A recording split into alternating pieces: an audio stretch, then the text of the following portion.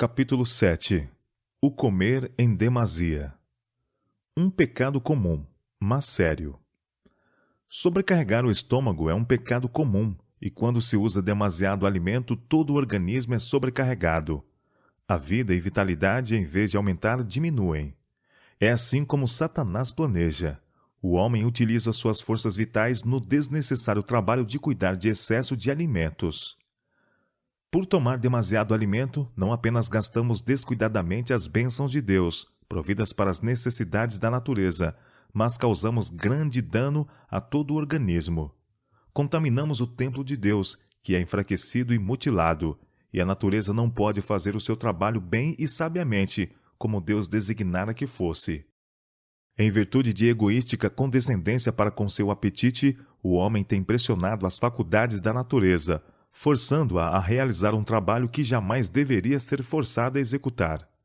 Estivessem todos os homens familiarizados com a viva maquinaria humana e poderiam não ser culpados de fazer isto, a menos claro que amassem de tal maneira a condescendência consigo mesmos que preferissem continuar sua conduta suicida e morrer morte prematura, ou viver durante anos como um fardo para si mesmos e para seus amigos.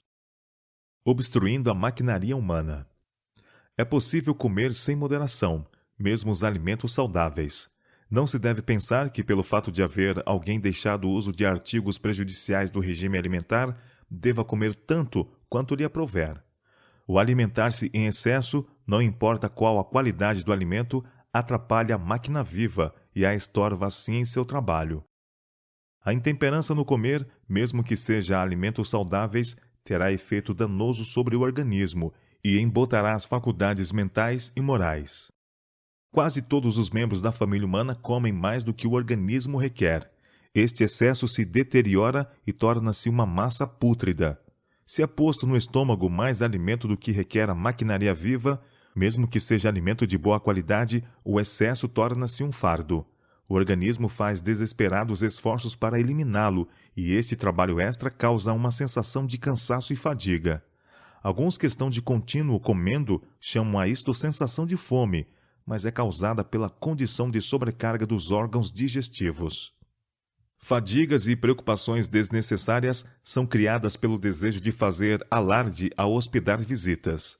A dona de casa trabalha excessivamente a fim de preparar grande variedade para a mesa. Por causa dos muitos pratos preparados, os hóspedes comem demais, e doença e sofrimento, provenientes do demasiado trabalho de um lado e de comer excessivamente do outro, eis o resultado. Esses elaborados banquetes são um fardo e um dano. Banquetes de glutonaria e alimentos postos no estômago fora de horas deixam sua influência sobre cada fibra do organismo, e a mente é também seriamente afetada pelo que comemos e bebemos. Cerrada aplicação ao trabalho duro é prejudicial ao crescimento estrutural do jovem, mas onde centenas têm prejudicado sua constituição unicamente por trabalhar demais, a inatividade, o comer demasiado, a delicada indolência têm semeado as sementes de enfermidades no organismo de milhares que estão indo rápida e seguramente para o declínio. Glutonaria, uma ofensa capital. Alguns não exercem controle sobre seu apetite, mas satisfazem o gosto às expensas da saúde. Como resultado, o cérebro é obscurecido, os pensamentos ficam tardos, e eles deixam de realizar o que poderiam se tivessem sido controlados e abstêmios. Essas pessoas privam a Deus de suas forças físicas e mentais, que podiam ser devotadas ao seu serviço se tivessem observado temperança em todas as coisas. Paulo foi um reformador de saúde. Disse ele: subjugo meu corpo e o reduzo à servidão, para que, pregando aos outros, eu mesmo não venha de alguma maneira a ficar reprovado. Ele compreendia que sobre si repousava a responsabilidade de preservar toda a sua força e faculdades para que pudesse usá-las para a glória de Deus. Se Paulo corria o perigo de intemperança, nós corremos perigo ainda maior, porque não sentimos e compreendemos como ele a necessidade de glorificar a Deus em nosso corpo e em nosso espírito, os quais lhe pertencem. Comer demais é o pecado deste século. A palavra de Deus coloca o pecado de glutonaria na mesma categoria que a embriaguez. Tão ofensivo era este pecado à vista de Deus que ele deu indicações a Moisés de que um filho que não pudesse ser restringido quanto ao apetite, mas que se empanturrasse com tudo o que desejasse o seu paladar, devia ser levado pelos pais aos juízes de Israel, para que fosse apedrejado e morto. A condição de um glutão era considerada sem esperança. De nenhuma utilidade seria ele para outros, sendo uma maldição para si mesmo. Em coisa alguma se poderia depender dele.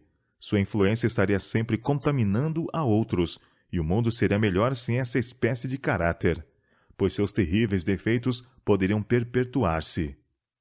Ninguém que possua o senso de sua responsabilidade diante de Deus permitirá que as propensões animais controlem a razão. Os que isto fazem não são cristãos, não importa quem sejam ou quão exaltada seja sua profissão de fé.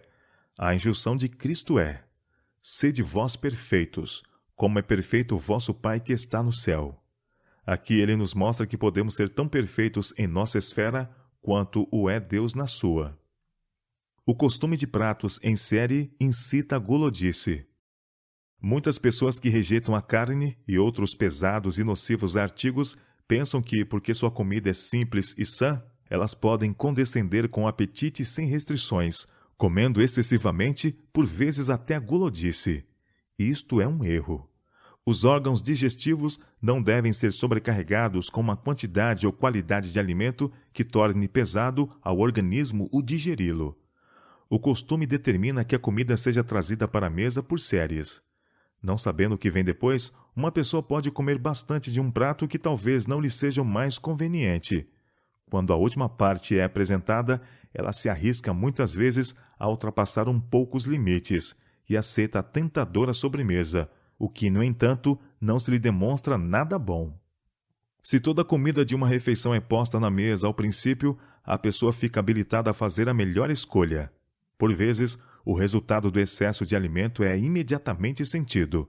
Noutros casos, não há nenhuma sensação de mal-estar, mas os órgãos digestivos perdem a força vital e é solapada a base da resistência física. Demasiado alimento pesa no organismo, produzindo um estado mórbido, febricitante. Chama uma indevida quantidade de sangue para o estômago, causando resfriamento nos membros e extremidades. Impõe pesada carga aos órgãos digestivos, e quando os mesmos têm executado sua tarefa, resta uma sensação de desfalecimento e languidez. Pessoas que estão continuamente a comer em excesso chamam fome a essa sensação de esvaimento. É, porém, causada pelo estado de exaustão dos órgãos digestivos. Há, por vezes, anuviamento do cérebro, com indisposição para esforço mental e físico. Sentem-se estes desagradáveis sintomas, porque a natureza realizou seu trabalho à custa de um desnecessário dispêndio de força vital, achando-se completamente exausta. O estômago está dizendo: dá-me repouso. Por parte de muitos, todavia, a fraqueza é interpretada como um pedido de mais alimento, de modo que, em lugar de conceder descanso ao estômago, lançam-lhe em cima outra carga. Em consequência, os órgãos digestivos se acham com frequência gastos, quando deviam encontrar-se em condições de prestar bom serviço. A causa de debilidades físicas e mentais. Como um povo, com toda a nossa profissão de reforma de saúde, comemos demais.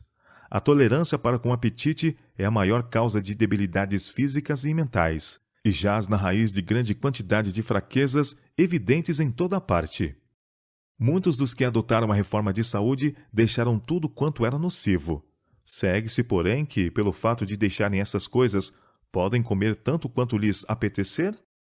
Sentam-se à mesa, e em vez de considerar quanto lhes convém ingerir, entregam-se ao apetite, e comem excessivamente, e o estômago tem tanto quanto lhe é possível fazer, ou que deve fazer, para o resto do dia, afadigando-se com o fardo que lhe é imposto. Toda comida posta no estômago, da qual o organismo não pode tirar proveito, é uma carga para a natureza em seu trabalho. Entrava a máquina viva. O organismo fica abarrotado e não pode, com êxito, levar avante sua obra. Os órgãos vitais ficam desnecessariamente sobrecarregados, e a energia nervosa do cérebro é chamada ao estômago para ajudar os órgãos digestivos no trabalho de dispor de uma quantidade de comida que não faz nenhum bem ao organismo. E que influência tem sobre o estômago o comer demasiado? Este se debilita, os órgãos digestivos ficam enfraquecidos e as enfermidades, com todo o seu cortejo de males, surgem como resultado. Se as pessoas estiverem enfermas antes, aumentam assim sobre si as dificuldades e diminui sua vitalidade cada dia que passa. Convocam para ação desnecessária suas faculdades vitais, a fim de que se encarreguem do alimento que lhes ocupa o estômago. Que terrível é esta condição! Sabemos por experiência alguma coisa sobre dispepsia. Nós a temos tido em nossa família e sabemos ser uma enfermidade muito de temer. Quando uma pessoa se torna inteiramente dispéptica, torna-se grande sofredora, tanto mental como fisicamente, e seus amigos têm de sofrer também, a menos que sejam insensíveis como animais.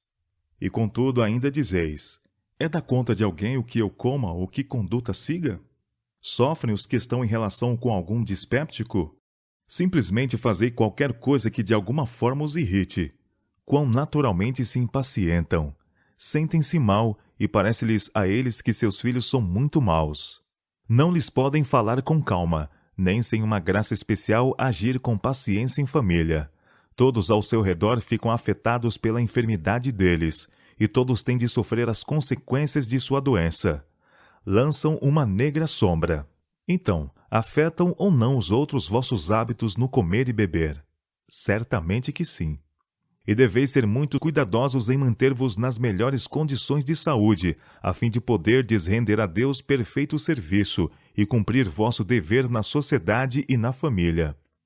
Mas até mesmo os reformadores de saúde podem errar na quantidade de alimento. Podem comer imoderadamente alimentos saudáveis na qualidade. O Senhor tem me instruído que, como regra geral, colocamos demasiado alimento no estômago. Muitos acarretam desconforto sobre si por comer demais, e o resultado é muitas vezes a enfermidade. O Senhor não traz sobre eles esta punição.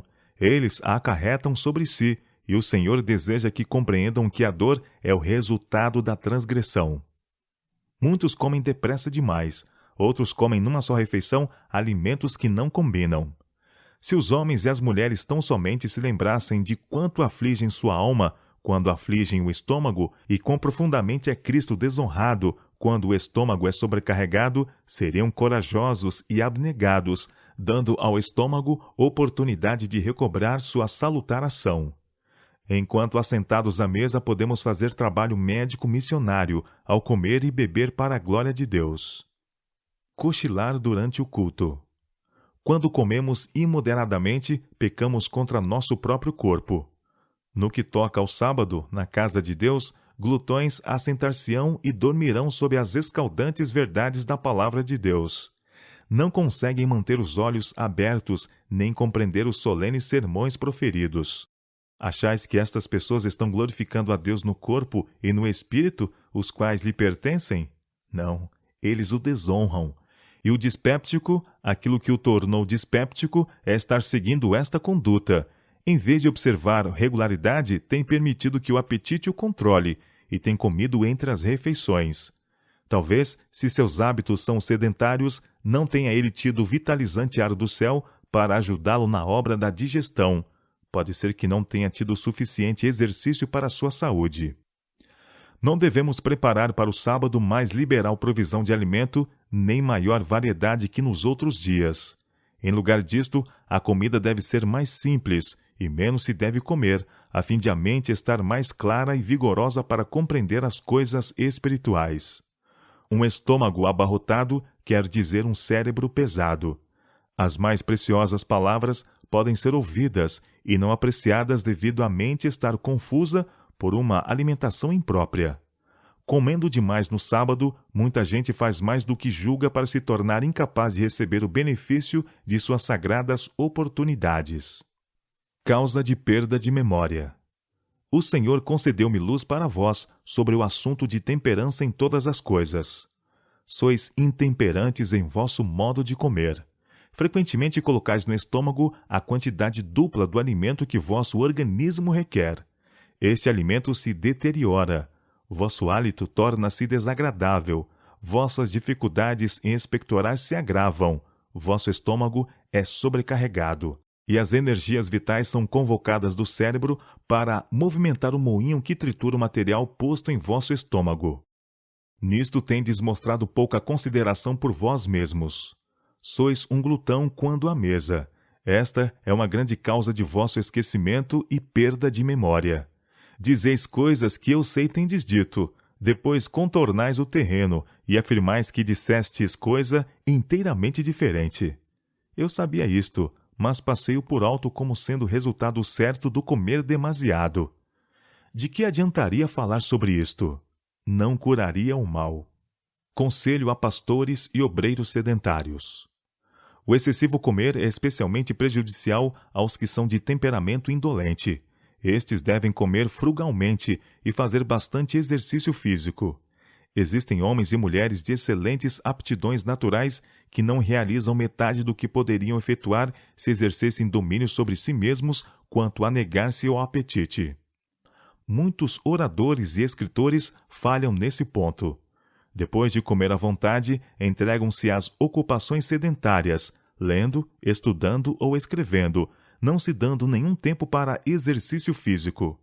Em consequência, é entravado o livre fluxo dos pensamentos e das palavras. Não podem escrever nem falar com a intensidade e o vigor necessário para atingir o coração. Seus esforços são fracos e infrutíferos. Aqueles sobre quem impendem importantes responsabilidades, e sobretudo os que são guardas dos interesses espirituais, devem ser homens de viva sensibilidade e rápida percepção. Mais que os outros, devem eles ser temperantes no comer. Alimento muito condimentado e rico não deveria ter lugar em sua mesa. Todos os dias, homens que ocupam posição de responsabilidade têm de tomar decisões das quais dependem resultados de grande importância. É-lhes preciso com frequência pensar rapidamente, e isto só pode ser feito com êxito pelos que observam estrita temperança. A mente se revigora sob o correto tratamento das faculdades físicas e mentais. Se a atenção não é demasiada, sobrevém renovado vigor a cada esforço. Mas, com frequência, a obra dos que têm importantes planos a considerar e sérias decisões a tomar é afetada para mal em consequência de um regime impróprio. Um estômago perturbado produz um estado mental incerto e perturbado. Causa muitas vezes irritabilidade, aspereza ou injustiça. Muito plano que haveria sido uma bênção para o mundo tem sido posto à margem. Muitas medidas injustas, opressivas e mesmo cruéis têm sido executadas em resultado de estados enfermos, resultantes de hábitos errôneos no comer. Eis uma sugestão para todos quantos têm trabalho sedentário ou especialmente mental. Experimentem nos que tiverem suficiente força moral e domínio próprio. Comei em cada refeição apenas 2 ou 3 espécies de alimentos simples, não ingerindo mais do que o necessário para satisfazer a fome. Fazei exercício ativo todos os dias e vede se não experimentais benefício. Homens fortes que se empenham em ativo trabalho físico não são forçados a cuidar tanto no que respeita à qualidade e à quantidade do alimento, como as pessoas de hábitos sedentários. Mas mesmo esses gozariam melhor saúde se usassem de domínio sobre si mesmos quanto ao comer e beber.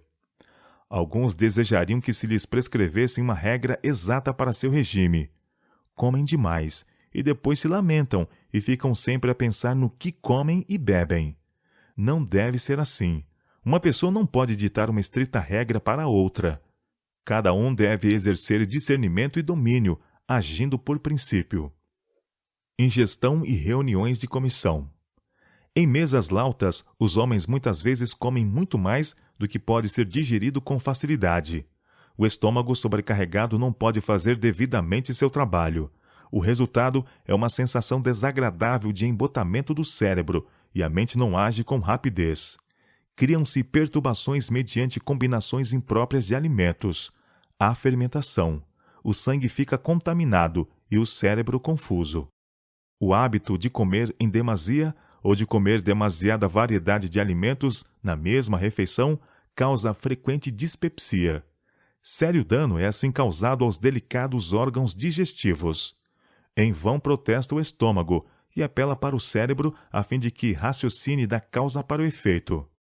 A quantidade excessiva de alimento ingerido ou a sua combinação imprópria faz a sua obra prejudicial. Em vão dão sua advertência os avisos desagradáveis. O sofrimento é consequência. A doença toma o lugar da saúde.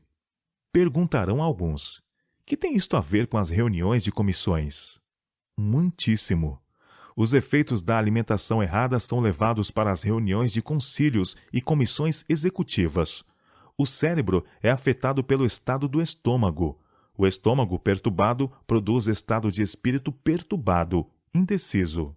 O estômago doente produz estado doentio do cérebro, tornando muitas vezes a pessoa obstinada em manter opiniões errôneas. A suposta sabedoria dessa pessoa é loucura para com Deus. Apresento isto como causa da situação em muitas reuniões de concílio e de comissões executivas, onde assuntos que exigem estudo acurado, bem pouca consideração foi feita, e decisões da maior importância foram tomadas precipitadamente. Muitas vezes, quando deveria ter havido unanimidade de sentimento na afirmativa, opiniões decididamente negativas mudaram inteiramente a atmosfera de uma reunião. Esses resultados têm sido apresentados repetidas vezes. Apresento este assunto agora porque sou instruída a dizer aos meus irmãos do ministério: pela intemperança no comer, vós vos incapacitais para ver com clareza a diferença existente entre o fogo sagrado e o comum, e por essa intemperança também revelais vosso desrespeito pelas advertências que o Senhor vos fez. Sua palavra para vós é: quem há entre vós que tema a Jeová e ouça a voz do seu servo? Quando andar em trevas e não tiver luz nenhuma, confie no nome do Senhor e firme-se sobre o seu Deus. Eis todos vós que acendeis fogo e vos cingis com faíscas, andai entre as labaredas do vosso fogo e entre as faíscas que acendestes. Isto vos vem da minha mão, e em tormentos jazereis. Isaías capítulo 50, verso 10 e 11. Não nos deveremos aproximar do Senhor para que Ele nos salve de toda intemperança no comer e beber, de toda paixão profana, sensual, de toda impiedade? Não nos deveremos humilhar perante Deus, pondo de lado tudo quanto corrompa a carne e o espírito, para que em seu temor possamos aperfeiçoar a santidade de caráter? Nenhuma recomendação da reforma de saúde. Nossos pregadores não são suficientemente minuciosos em relação a seus hábitos de alimentação. Tomam o alimento em quantidade demasiado grandes e vasta variedade numa só refeição. Alguns são reformadores apenas no nome. Não têm regras pelas quais nortear seu regime, mas condescendem em comer frutas ou nozes entre as refeições, e assim impõem cargas sobremodo pesadas aos órgãos digestivos. Alguns ingerem 3 refeições ao dia, quando 2 seria mais condizente com a saúde física e espiritual. Se as leis que Deus fez para governar o organismo físico são violadas, a penalidade há de seguir-se fatalmente. Por causa da imprudência no comer, os sentidos de alguns parecem meio paralisados, e eles são apáticos e sonolentos. Esses pastores de rosto pálido, que estão sofrendo em consequência de egoística tolerância para com o apetite, não recomendam a reforma de saúde. Quando sofrendo em virtude de sobrecarga de trabalho, muito melhor seria dispensar ocasionalmente uma refeição, dando assim oportunidade à natureza para refazer-se. Nossos obreiros fariam pela reforma de saúde mais pelo exemplo do que pregando-a.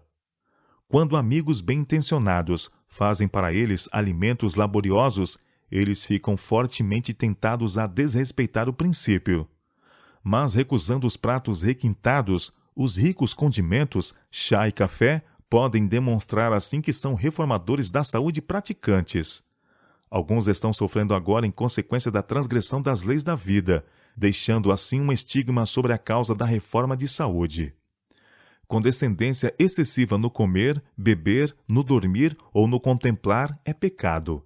A ação harmoniosa, saudável de todas as faculdades do corpo e da mente resulta em felicidade, e quanto mais elevadas e refinadas as faculdades, mais pura e perfeita a felicidade. Cavando a sepultura com os dentes. A razão por que muitos de nossos pastores queixam-se de enfermidades é que deixam de fazer suficientes exercícios e são condescendentes no comer em excesso. não compreendem que tal procedimento põe em perigo a constituição mais forte. Os que, como vós, são de temperamento apático, devem comer pouco e não evitar cansaço físico. Muitos de nossos pastores estão cavando sua sepultura com os próprios dentes. O organismo, tendo que cuidar da carga imposta aos órgãos digestivos, sofre, e severo esforço é imposto ao cérebro. Com toda a ofensa cometida contra as leis da saúde, o transgressor tem de pagar a penalidade em seu próprio corpo.